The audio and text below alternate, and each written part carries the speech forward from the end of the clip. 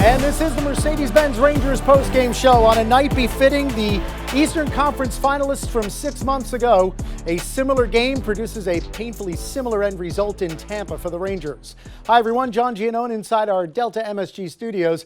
2-1 in a shootout. Lightning beat the Rangers on a night where both goaltenders were otherworldly, and Andrei Vasilevskiy was able to stop the final 40 Ranger shots in regulation and in overtime. Igor Shesterkin was just as good throughout the night, but he allowed one more goal in the shootout. Rangers get a point, but they were undone in part by Braden Point, who had the only goal in 65 minutes, and that had one of the two shootout goals in the skills competition. There you see the shots on goal total, 86 in all between the two teams, 80 hits as well, 40 for each. Rangers did not have a good night in the faceoff circle, but it didn't matter. What did matter was they were 0 for 3 on the power play, now 0 for 12 over their last 2+ games. And what really mattered was they did not score in the overtime. So the Rangers lose 2-1 in Tampa. We want to welcome in one of the men who called the game right here on MSG, Joe Micheletti. Joe, you have to start and in the middle talking about what these two goaltenders did. Andrei Vasilevskiy and Igor Shesterkin just seem to love outdueling each other. You know, John, this was one of those games that you sit here and watch this, and at the end of it, you say to yourself, what a privilege it is to be here and watch that kind of performance by these two goaltenders. I mean, it was just back and forth, both of them staring each other down throughout.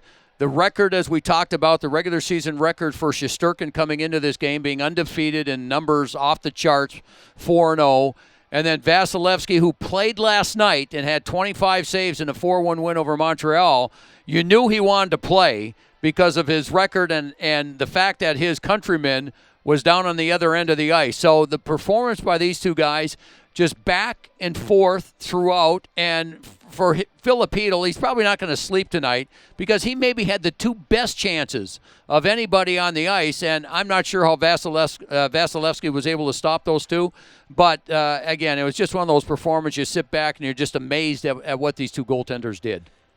Yeah, Joe, when you look at some of these numbers, it's crazy. 86 shots on goal between the two teams, 160 shot attempts between the two teams. Exactly 2 pucks went behind these goaltenders in 65 minutes, which was just absolutely remarkable. When you watch what Igor Shesterkin did, especially in response, Gerard Gallant said after Tuesday's game and again Wednesday that don't blame Igor Shesterkin for what happened on Tuesday, but you see throughout his young career as a Ranger his desire and ability to quickly put losses like Tuesday's in the rearview mirror. What stood out most to you about him tonight?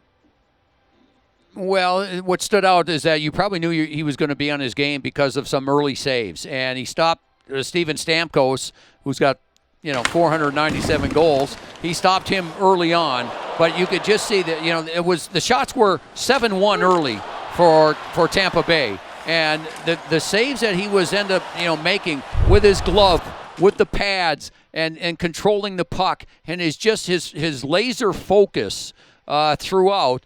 And he's got that Henrik Lundqvist in him. He really does. You watch him in practice, and if they score on him, he gets upset. He's very tough on himself. But I think you said it best, John, that ability to move on and get ready for the next game. So if he had any struggles at all earlier in the season, this last month he looks like the player that we saw for most of last season. And Joe, he stood and watched in overtime as the Rangers were given a power play, and they had pretty golden opportunities in that 2-minute 4-on-3. They had 5 shots on goal in the overtime. Vasilevskiy stopped them all. Was there a point where you thought, okay, this is going to be the one that finally beats Vasilevskiy? Yeah, I know. I thought there were a few of them, John. In fact, the Rangers missed the net, I think, too many times in overtime. And, yes, they had 5 shots, but this power play, and you mentioned they were 0 for 3 again tonight.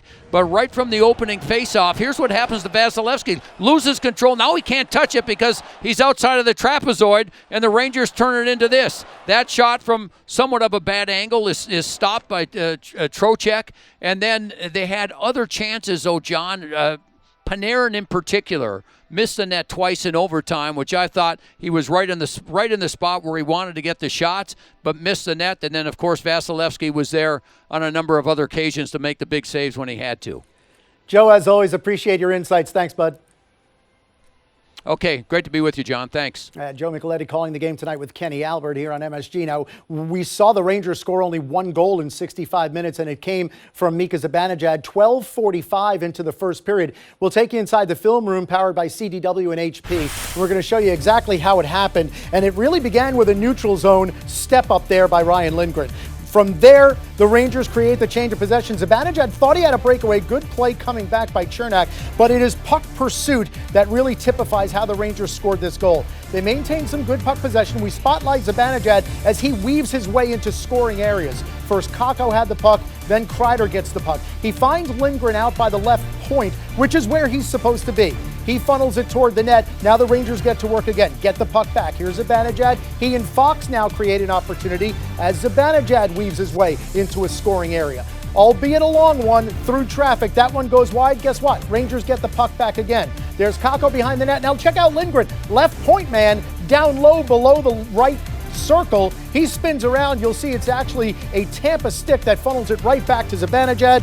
Bang, one-time open net, 16th of the year. That's how work ethic creates a goal. Ryan Lindgren was given an assist, had that taken away, so it's Zibanejad unassisted, and that would be the entirety of the Ranger offense through 65 minutes. That shot on goal was the 6th of the game. The Rangers would put up 40 more, and Andrei Vasilevsky would stop every one of them. And that's how it would end. 2-1 in a shootout. The Tampa Bay Lightning win over the Rangers. So now the Rangers have 44 points on the season, and the Tampa Bay Lightning with 45. We saw Ryan Lindgren involved in that only Ranger goal of the night. Let's hear what he has to say after this 2-1 loss. Yeah, he was unbelievable. He's been good for us all year, and some of the saves he made tonight were unbelievable, and just reads the play so well. And he was, like I said, just great all night. Let's go here. So there's Ryan Lindgren talking about Igor Shesterkin, of course, who loses for the first time in the regular season in 5 games against the Tampa Bay Lightning. In those 5 games, he has allowed 6 goals, and his save percentage is .963. Now 4-1 against Tampa in the regular season in his career. And this one for him, of course, will sting because no goalie likes to lose in a shootout when it's 1v1. Andrei Vasilevsky gets the ultimate congratulations. Corey Perry and his teammates after a 2-1 win. We've got plenty more to come on the Mercedes-Benz Rangers postgame show.